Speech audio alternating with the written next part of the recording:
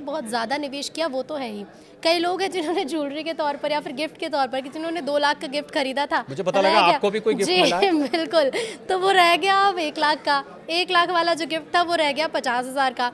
तब ऐसे में निराश होना तो देखिए थोड़ा सा बनता है कि भाई इससे बढ़िया कैश दे देते तो इतना नुकसान तो नहीं होता। देखिए पहले तो गिफ्ट लेने वाले के लिए हमने तो जो सीखा है कि गिफ्ट की कोई कीमत नहीं होती। नहीं, चांदी की कीमत लेकिन होती है शरद जी। नहीं होती है, पर जो गिफ्ट आपको दिया गया है वो तो कहते हैं ना, गिफ्ट तो कितने का भी हो, दिल से दिया गया है तो उसकी कीमत नहीं होती। मुझे पता लगता है आपके भी हस्बैंड ने शायद दिया है आपको, उसकी कीमत गिर गई है। तो गिफ्ट की कोई कीमत नहीं होती है। पर अगर आपको गिफ्ट मिला भी है तो आप उसको रखें।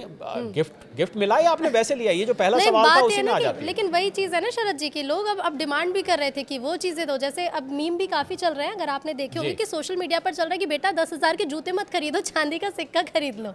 है ना, क्योंकि उसकी कीमतें बढ़ेंगी। नहीं, वो अभी आप उससे हटिए मत, अभी भी आप जूते की जगह सिक्का ले सकते हैं। जी। पर सवाल ये है कि इसको सबसे बड़ी गलती क्या हो रही है कि बार बार लोग रेट चेक करें। देखिए हम फाइनेंस में एक कॉन्सेप्ट होता है रियल लॉस और नोशनल लॉस।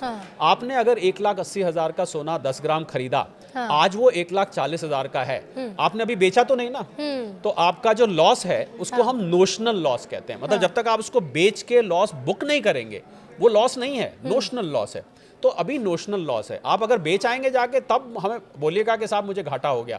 और अगर रिकवर हो गया फिर कल को फिर क्या होगा, तो इसलिए ये इसको आप रखिए लॉन्ग टर्म में। मैंने जो पहले कहा था मैं दोहराना चाहूंगा, 2 से 5 साल अगर आप सोना चांदी ले रहे हैं, आपको याद होगा मैंने कहा था 2 से 5 साल तक आप इसको रखिए और रख के भूल जाइए। बार बार रेट मत चेक करिए। ये जब तक ट्रम्प साहब बने हुए हैं ना ऋतु, तब तक सोना चांदी वॉलेटाइल बनी रहेगी। आपको याद होगा मैंने कहा था हमने एक ऑफिस में ट्रम्प मूड इंडेक्स बनाई हुई है, TMI। इसको हम बाकायदा प्लॉट करते हैं। ECG का ग्राफ अब कभी आपने देखा है?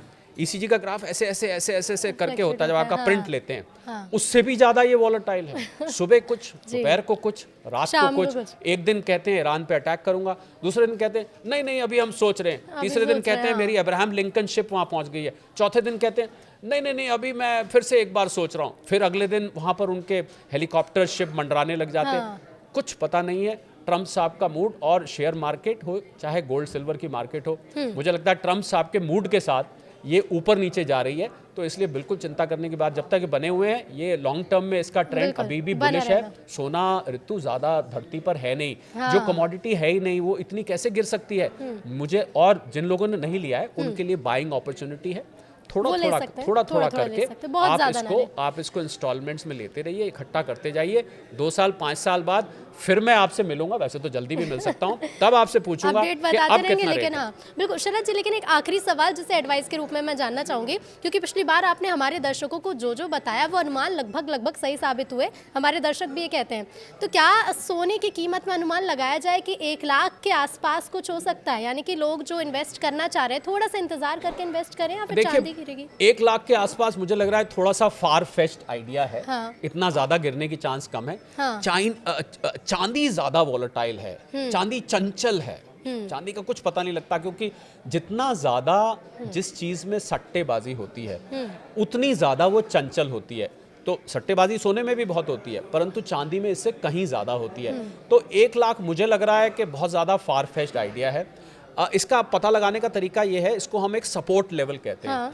अगर ये एक कीमत पे आके उसके आसपास घूमने लग जाए, जैसे अभी 4600 और $4650 के बीच में घूम रहा है, ये 1,40,000 के आसपास घूम रहा है। अगर कुछ दिन यहाँ इसको पता लगाने का तरीका ये होता है, अगर कुछ दिन यहाँ टिक जाता है, टिक जाने का मतलब होता है कि ये इसकी इंट्रिंसिक स्ट्रेंथ या सपोर्ट लेवल बन चुका है। तो आप इस पे नजर रखिए, हो सकता है 1,30,000 तक आ जाए, उस पे नजर रखिए। जहां पर आके ये टिक गया, यानी कि जहां पर थोड़े से स्टेबल हो रहा है, स्टेबल हो गया, वहां से बाइंग फिर बनती है, वहां से फिर बाइंग बनती है। तो आप बाइंग कर सकते हैं, परंतु अपने इन्वेस्टमेंट एडवाइजर, अपने वित्तीय सलाहकार से सलाह लेके करिए, क्योंकि इन्वेस्टमेंट की सलाह बहुत व्यक्तिगत सलाह होती है, बहुत सारी चीज़ें देखी जाती हैं।